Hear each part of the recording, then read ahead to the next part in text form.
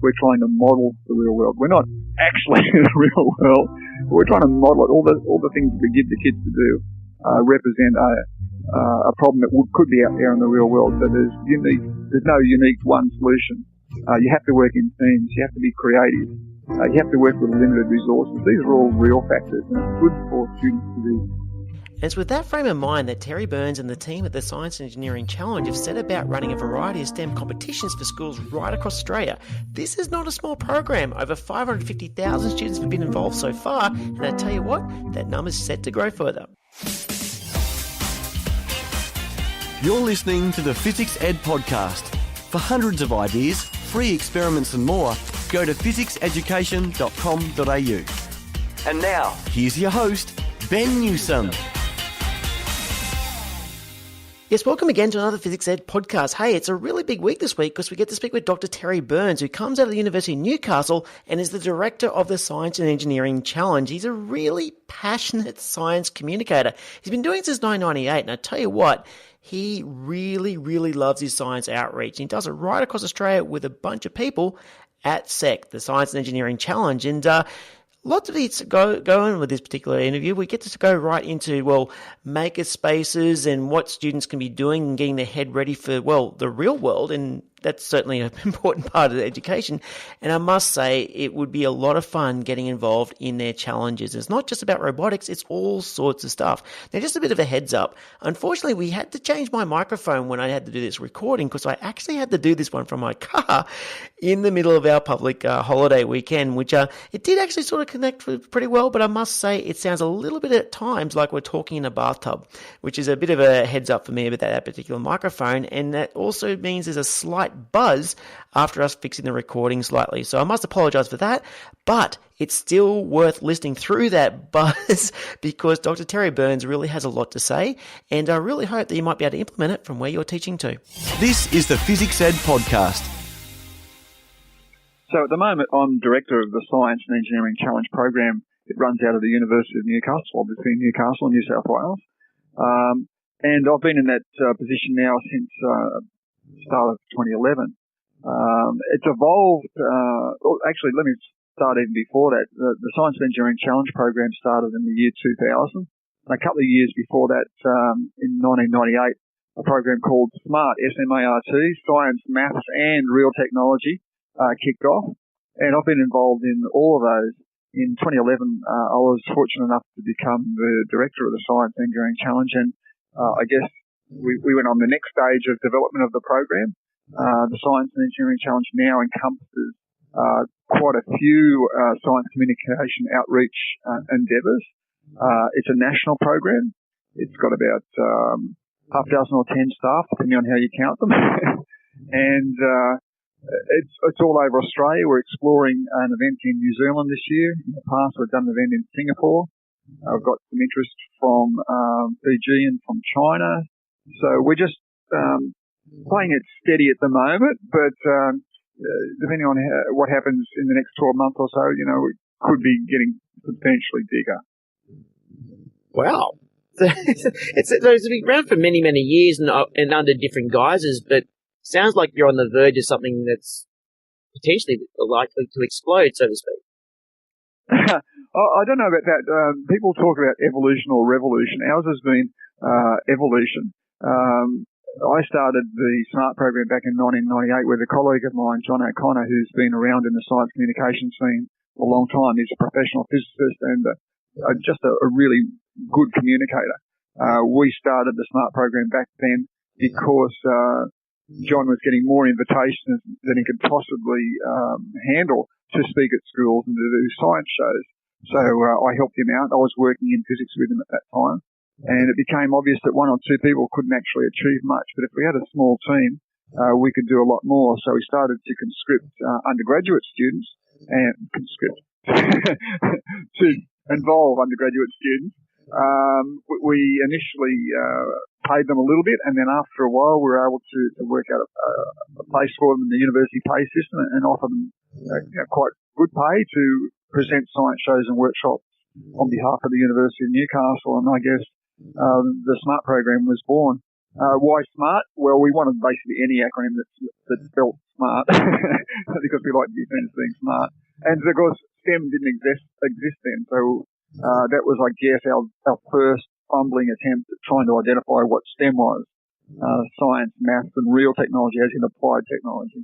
Yeah, I was about to go down that path because, I mean, the fact that it has real technology in it, I mean, SMART is well known in Australia these days because, it's been around for quite a while.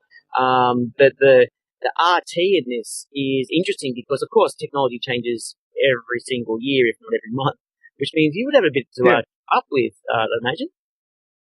Yeah, well, initially we were doing the classic liquid nitrogen shows, and I guess we still do that.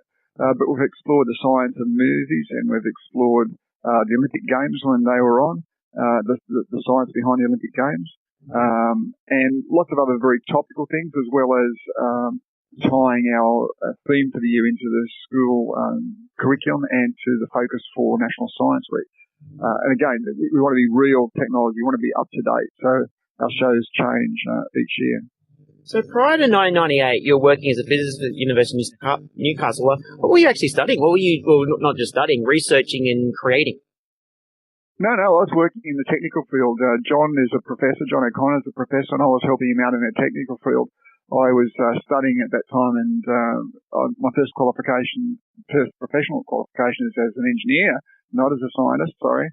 And then in midlife, I had this strange feeling my brain was dying and I needed to do some postgraduate studies. So I ended up doing a full-time PhD. I was the first student to do a PhD in science communication at the University of Newcastle. And because of that, I travelled down to ANU pretty much every week to pick up on some of their coursework and other resources down there. Sue Stockelmeyer, who many people will know, was my co-supervisor and a great mentor as well. So over 3 or 4 years, I did my PhD. Then after the PhD, found myself in the right position to be offered a job with the Science Engineering Challenge, which had just received federal government funding to expand, and they needed staff, and the program continued to expand. My predecessor, Bob Nelson, eventually retired, and I applied for the director's job, and as they say, it's history. And now it's national. Just, hats off to you with that. Well done. Yeah, well, it was national within Bob's time as director. What happened was that the funding fell away at the national level, and we had to sort of rediscover ourselves, and we're now a not-for-profit organisation, entity within the University of Newcastle. We don't receive any large pot of money from any one organisation or government agency. We work for fee-for-service and for grants and for projects, I guess. So it's a tight budget, but we do a lot with the money that we've got. Absolutely. You might telling you about it. That's how you work, I guess, and many others. Yeah, that is. I mean, I believe the entire industry is a smell of an oily rag, or actually an oily rag at a distance, perhaps. But we all get there, and you're totally right when you're saying at the start, it is very much for the love of it. We have a ball doing it. And I'm just trying to get a picture of what happens on a week-to-week basis. An average week for your 10 or so staff running around the country. What sort of things currently encompass the Science Engineering Challenge? Okay, well, it's grown. I've been speaking about these two programs, the SMART program and the Science and Engineering Challenge. They're now incorporated into one along with another couple of programs. So the SMART program still is itinerant. It's still science show and workshop based. We've added into that mix teacher professional development and resources and training. And also we do holiday clubs through the SMART program. It's mostly focused on preschool to probably junior high school, about year 7. We then have a program that runs on campus called Build Me a Future Days. That's for year 7 and 8 students, and that's a combined sort of mini challenge event and a campus experience. So far, that's only been run at the University of Newcastle. We're hoping to roll it out to our Arimba campus very soon, and to other universities around Australia once we sort of get the model exactly right. It's pretty close. Very, very happy with this year. That sounds We've got our challenge. Is that kind of Yeah, like a maker day sort of thing? Well, no, the challenge, Science Engineering Challenge Days, the challenge days, which I was just about to speak about for Year 9 and Year 10, they're a national competition, and we have students come to a central venue from 8 different schools, compete on 8 different activities. They're awarded points for how well they go on those activities, and there's a winner from the day, the school with the largest cumulative number of points. So, maker spaces are a lot less structured and are more exploratory. Ours are not educational in terms of being a structured process where you start here and follow the method and get this result. Ours is in the middle there. It's in that science communication space, and I'm very proud of that fact, where we give them a whole lot of materials and we give them a objective, and they come up with a solution to that problem. So they build bridges, or they wire up virtual cities, or they make model hovercraft and fly them around, or airships and fly them around, or network up towns on a layout board. Lots of different activities that involve the principles of science and engineering. Absolutely. Go ahead. I was just I was just thinking briefly, with those different activities. I mean, obviously there's a little bit of a scaffold of, hey, you need to achieve this particular task. I'm just sort of wondering, is some of these activities year to year driven by the schools or the students themselves? So the way that we come up with new activities varies. Sometimes it will be linked to the International Year of, for example, astronomy. So we had a radio telescope activity come up. Other times it will be driven by a sponsorship. So we have a network activity which was called Electricity, and that was largely funded by Ausgrid when they were interested in that space. So sometimes it's just a fun thing to do. Like, everyone wants to fly a hovercraft, so we came up with a hovercraft activity. Yes, everyone loves to do it. Is that with a leaf blower? Flamethrower activity. Sorry? Is that with a leaf blower? No, it's a small hovercraft. We use a high flow rate computer cooling fan for the lift fan. We use some model aeroplane propellers and some little electric motors for thrust, and a skirt made out of a garbage bag on a meat tray as the chassis. So it's quite fun. Yeah. Okay, so you look across the years of doing this sort of thing. I mean, which out of all the challenges have you gone, you know what, this activity just seems like it's clearly grabbing the students' attention, where you'd be pretty much having to rip them out of the room to get them on a bus to get back because they just don't want to stop. I'm just wondering, which ones are the ones that, absolutely worked? Well, it varies. I think the hovercraft activity is extraordinarily popular. We've got an electricity activity that I was talking about before. It just has wires and a board. It sounds pretty sort of flat and plain, but kids really get into it, and you have to drag them away from it. At the end of the day, we do a bridge test. So they've spent almost 4 hours constructing a bridge out of bits of paper and cardboard and balsa and masking tape and drawing pins and paper clips. So nothing that you'd see in the engineering world. So they've got this flimsy bridge. We put it in a bridge test apparatus and then run some trolleys across it with increasing weights on it. Now, it's probably fair to say that the kids have spent about 3 hours on this, and it's been interesting. They've had a good time, but once we get it in front of 250 students at the end of the day and we start trying to destroy it, people get pretty crazy, and they stand on the seats and yell and cheer and clap and get really involved in it. And, that's our finale for the day, for a challenge day, and also for a discovery day, which is a similar sort of program, but for primary school students. I love destructive testing. I mean, every time it's ever run, you watch it happen, and every single time, it's not just the students. You watch the teacher's eyes suddenly. It's almost like we forget we're adults just for a moment. It's so much. There's also that wonderful experience when you look across the room. I'll be in front of the 250 people on the microphone. I'm looking across at their bridge and seeing the kids who have constructed this bridge in the background. And we'll run a couple of trolley loads of ingots across it. And just the surprise and delight on their face. We built something that actually works. Yeah, absolutely. And that's one of the successes of our program, empowering kids to say, look, you had a good day here. It was fun. You enjoyed it. And actually, you had success. You might not have even won the activity, but you achieved a result. And it was a good result. And, that empowers kids. I bet. to get involved in STEM. So considering that, I mean, you'd have schools coming back year after year with these particular programs. I'd imagine you'd probably also have repeat offenders, so to speak, of students who come year after year as well, do you?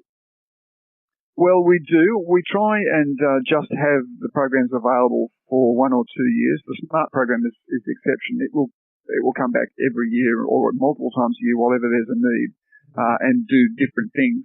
But the challenge and the discovery days look very much the same for 12 months, and then in the next 12 months we add a couple of new activities and change it up. So students would only come once or maybe twice to each of those programs, but the idea is that we'd capture them across the programs at several times during their schooling. So we might catch them in year 3 in the SMART program, catch them in year 5 or 6 in the discovery days, catch them in year 7 or 8 in the Build a Future days, and catch them, of course, in year 9 or 10 in the Science and Engineering Challenge days. So we've got that continuity, and we would hope that then the next step for them would be to come to a university or a TAFE and do some tertiary studies in STEM field, and then pop out the end as someone who's trained and ready to work in a STEM career. I was speaking with Tom Gordon out of Uni Sydney, who heads up Kickstart, just a couple of weeks ago about some of the stuff, and it kind of made me wonder. It'd be really interesting to track kids' progress between different programs in terms of they do year 3, then year 5, then year 7. It'd be interesting to know just the cumulative impact of, rather than just being the discrete lessons that we run and the ones that we report on with the outcomes and everything else. It'd be so interesting just to follow a kid's journey and where they end up. I mean, when I say where they end up, I'm talking at a tertiary level. I just wonder, what is the result of all of these science communication activities as a whole for a particular learner? Okay, so we've actually poked around a little bit with research.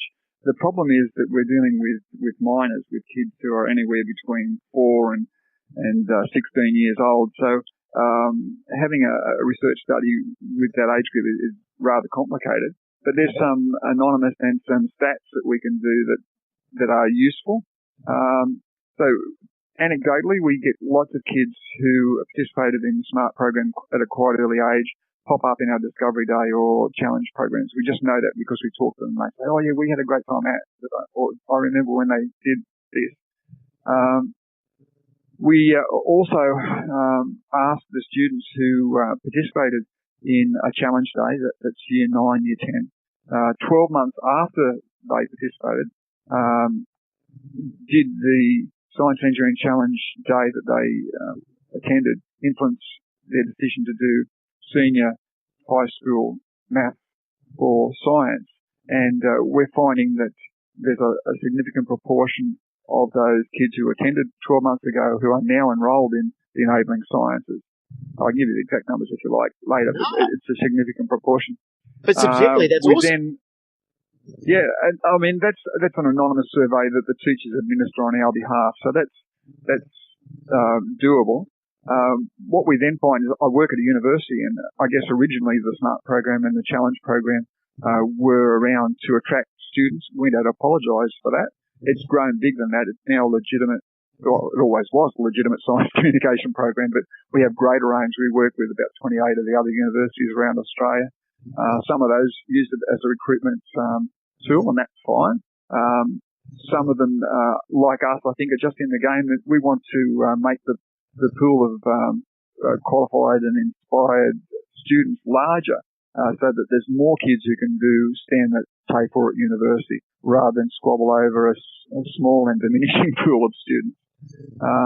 So it's good to cooperate with other educational bodies to try and get kids to do those right senior high school subjects, and then make the step into university. We find that at the University of Newcastle, approximately 1 in 5 of the students who come here and do a science or an engineering degree say that the Science Engineering Challenge was a significant influence on that decision. I was working in Tasmania last week actually, and they were saying down there that approximately 50% of the first year students that enroll in their engineering degrees have been to the Science Engineering Challenge, and about 50% of them say that the experience was influential in getting them to do an engineering degree. I've got colleagues in Queensland who state slightly higher figures as well. So it's a little bit hard to tie up because of the challenges of the age of the kids, as I said, but we've got some really good indicators that we're going in the right direction. The only thing we can't really measure is how many kids pop out the end into employment. But there's plenty of anecdotal evidence of people who are volunteers at particularly our Challenge Day events where they come up and say, "Oh, I did this at high school." Yeah. And that's nice. We're trying to accumulate a database of those people. We're probably into the hundreds now, but there's thousands and thousands of them out there. We just are unable to identify them easily. It's interesting with even just looking at our own team. We've got staff who have been through the National Youth Science Forum, and even amongst them, a couple of them have been through the Science Engineering Challenge. It's interesting how these small snippets of time impact their entire career. It's just unreal. Yeah. So we exist, I'd like to think, for that engagement moment, for getting kids interested maybe for the first time. We take a very, very broad and diverse number of kids from right around Australia. We're very proud that we go to rural and remote locations and see Indigenous kids. We see roughly equal numbers of boys and girls. We think that's what we need to do to get a broad engagement in STEM.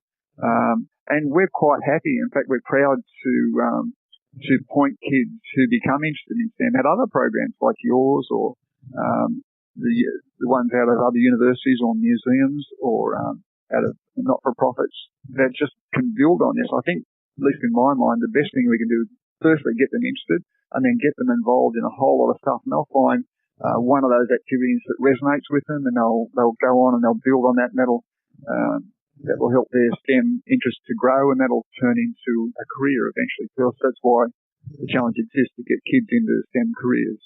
And one of the force multipliers that's really helping the actual movement that we want to have happen is helping teachers to do exactly that. And that's definitely part of what you're moving into with teaching professional learning. I mean, maybe just describe a bit about the sort of things that the teachers get to do in these ones that you're running. Okay, so there's two levels of engagement.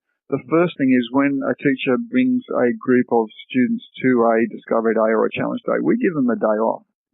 We say, you don't have to do anything other than look after your kids. What they'll do is they'll go around and they'll change their model of teaching from the instructor who stands up the front, who knows everything, to I won't say friend, but more a friend model, where they move between the groups of their students and encourage them and maybe ask good questions, not even leading questions, just exploring open-ended questions so that they can help their kids to achieve success in the activities they're working on. And we'll also talk to the teachers quite often and say, look, here's the resources that are on our website. If you want to download the links and extension activities, you can do these back in your classroom.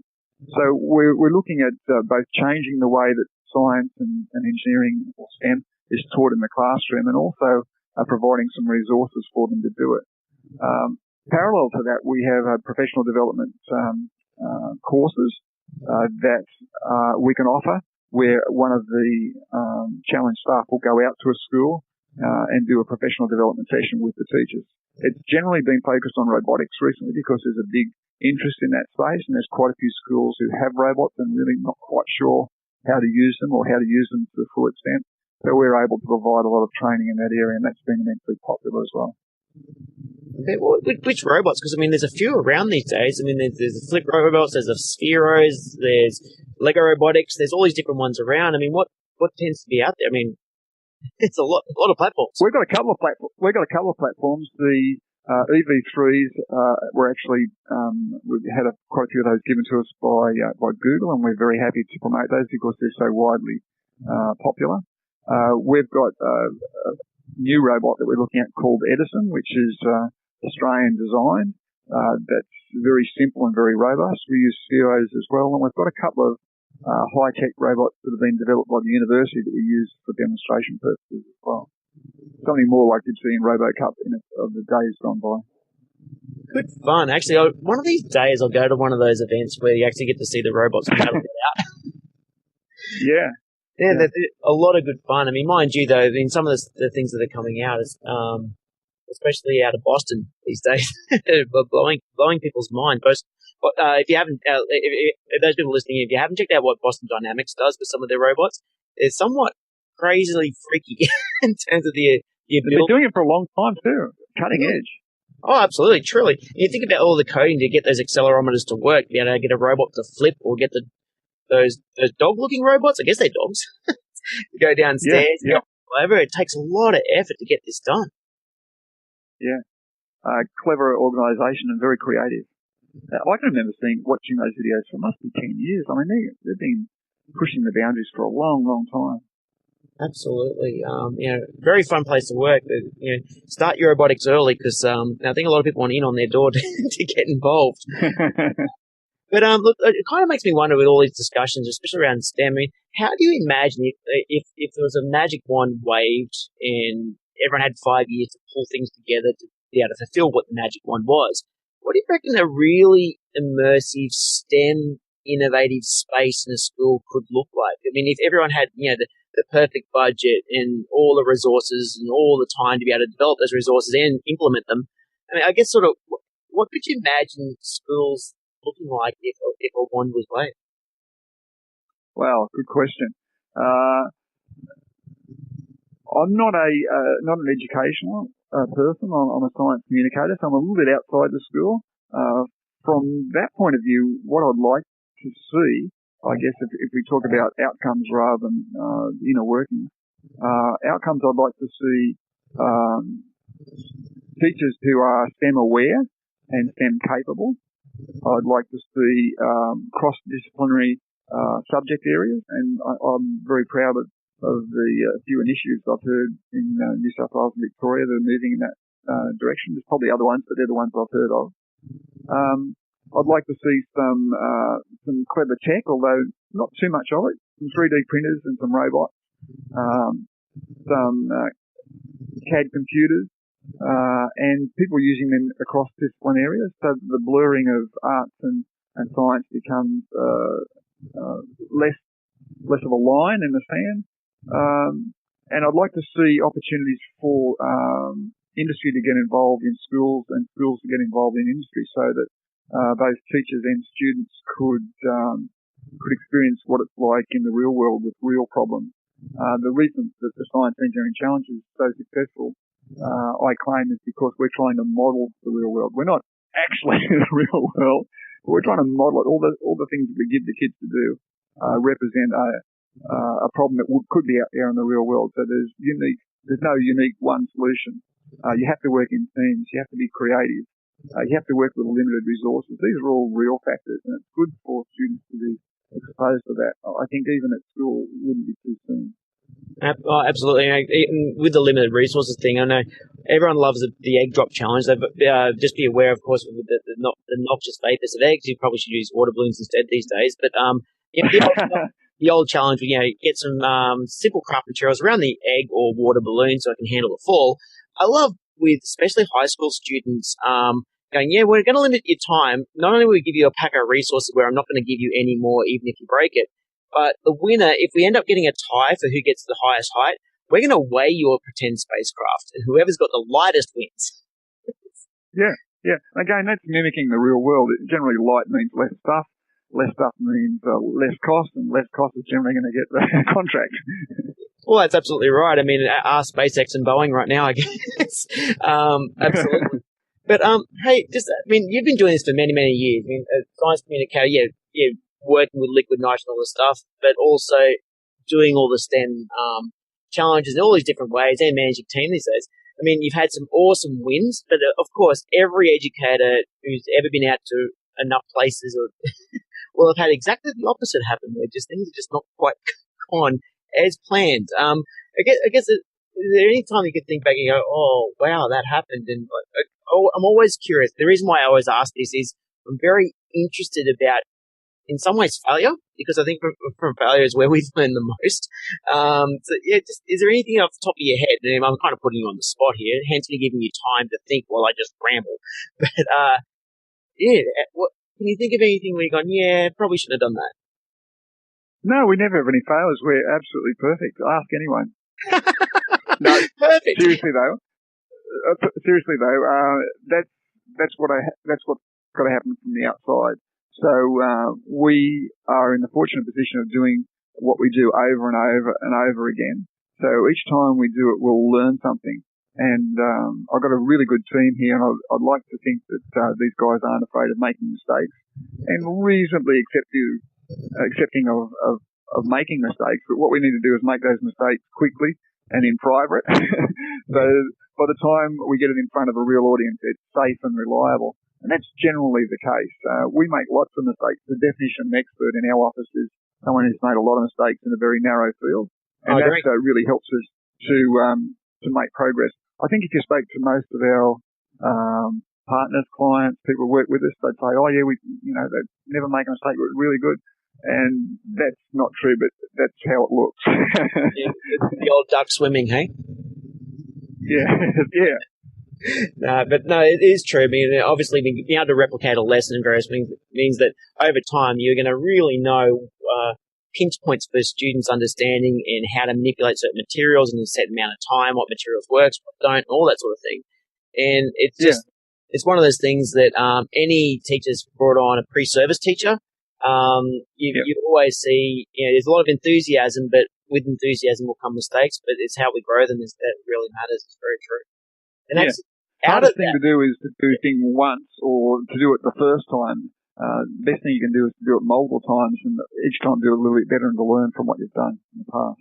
Yeah, and that's one of the luxuries, I suppose, that your organisation and ours actually has, is that we can actually do exactly that, which means after a while you get kind of good at it, which is kind of handy. But at the same point, I mean, there'll be some people who are listening in who would love to get involved with what the Science Engineering Challenge does, whether, say they're in a school. I mean, I guess if you had to give some advice about preparing their students to get involved in these activities, what would you suggest? Pick kids who can work together. Fair enough. So all of our activities are based on teams, and we've had schools come across in the past to compete and they've picked their best science class or their best maths class and been surprised they haven't won. Or they've picked their all boys or their all girls and surprised that they haven't won. If there is any solution for success at a Science Engineering Challenge competition, it's pick kids who can work together. Get someone who's a bit arty, get someone who's very practical, get someone who's very focused on detail, get someone who's very hand-waving and broad, big picture person. Put them together and give them a bit of practice at working together. And then when they get to do a Science Engineering Challenge activity, they'll do really well. And there's no correlation between what grade at school they're in or what subjects they're doing. It's just kids are bright, and the thing that will achieve success is if they can work together as a good team. I love that. I mean, collaboration gets thrown around. Sometimes people say, "Is it a buzzword?" It's not in any way. It's not. Any way. I mean, the real world actually works this way. We know this, so why not make it? Why make it different in the classroom? And I know that everyone listening here knows exactly that makes a lot of sense. I mean, and personally, I've seen exactly the same thing happen where, especially, primarily, just off the top of my head, specifically robotics, I've often found that, you'll have that classic A+ student who will just nail it regardless. But the ones who really get it are people who are perceived as, the middle of the range kids. But the reality is they're used to working problems and having to fail and try till they sort it out. And sometimes you'll see the kids in between the two who are pretty much sort of used to coasting a little bit, that when they're actually put a real challenge in front of them, it's kind of a little bit about grit sometimes, and then working with others to solve the problem. Yeah. We've had some selective schools in the past who are known to be high achievers do very badly simply because each of their team members is working as an individual and not cooperating and working with the other members of their team. So 4 individuals will never achieve the same level of success as one good team of 4. Absolutely. I mean, it makes me wonder whether the parallels between sports teams and STEM teams are probably quite similar. Oh, yeah, absolutely. And people talk to me regularly about the influences of our activities on boys and girls, and whether boys do any better or girls do any better. The answer is, maybe girls might do a little bit better because they're good at working in teams. But in reality, if you've got a good team of boys and girls, they'll do really well. It's just a fact as far as I'm concerned that if you've got gender balance across your team, whether it's at work in my office or whether it's at one of the Science Engineering Challenge events in a team from a school, we've got boys and girls working together, they'll do better. It's just a fact. I'm not prepared to discuss this idea that boys are better than girls or girls are better than boys. Just put them together, give them the tools they need, let them work together, and they'll nail it. Just diversity of interests, abilities, and just the way they talk amongst each other. It's pretty simple, really, when you think about it. Yeah. Well, thanks very much, Terry, for popping on. I know that you've got a well-deserved weekend coming up, but you're hard at it next week. Where are you heading off to next week? So last week I was in Tasmania, and next week I'll be in Victoria. A couple of weeks' time I'll be in South Australia. We've got a team in Queensland at the moment, and another team over in Western Australia heading up to Northern Territory. So this is our busy time of year. Sounds to me like you need sponsorship from an airline. So if any airline representative this is the time to jump on in. Yeah, that'd be great. Oh, that would be fantastic. But you've got to run around to lots of places, but that means you get to see a lot of Australia, and sounds like potentially New Zealand and Singapore and somewhere else if things go well. Yeah, very excited. Not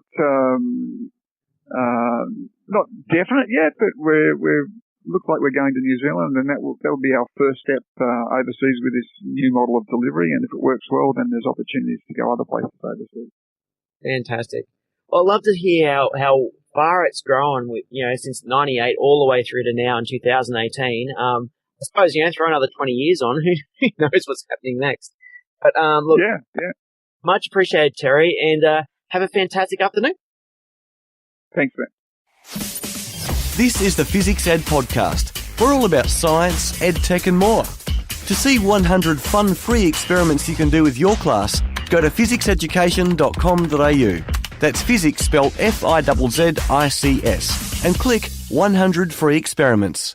Well, there we go. We were speaking with Dr. Terry Burns, and I hope you got a bit out of that, considering a bit of the buzz and the hum in that microphone. And actually, there's a little bit rhythmic, almost a harmonic going on in behind the scenes. And it actually reminds me of the Yanni and Laurel thing that went right across the globe, and which, by the way, we did talk about in detail on the Physics Twist podcast. And by the way, if you haven't heard about that, Physics Twist is This Week in Science and Technology by the physics team, and our team, Duncan and Quill and a lot of the others, jumping in and talk about different science news and things that have been happening through the week. And that Laurel and Yanni thing they talked about only a couple of weeks ago sort of reminds me what was going on with that microphone with Terry. But ignoring the audio issues, I hope you got a lot out of it. And I certainly did too. And it makes me think the more competitions that we actually get to run with students, where kids get to meet other students who are interested around STEM, that's really a good thing. And thinking about what collaboration is all about in their own teams, it's something that needs to be modeled over and over and over again. I know it's a little bit more effort to set up these project-based learning opportunities,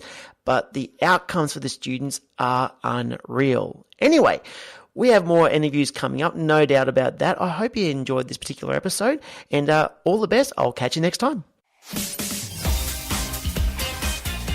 You've been listening to another Physics Ed podcast. We're excited about science.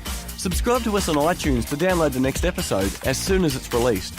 And don't forget, for hundreds of ideas, free experiments, our new Be Amazing book and more, go to fizzics-education.com.au. That's physics spelled Fizzics.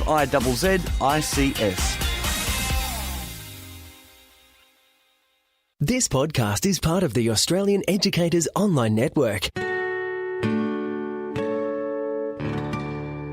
aeon.net.au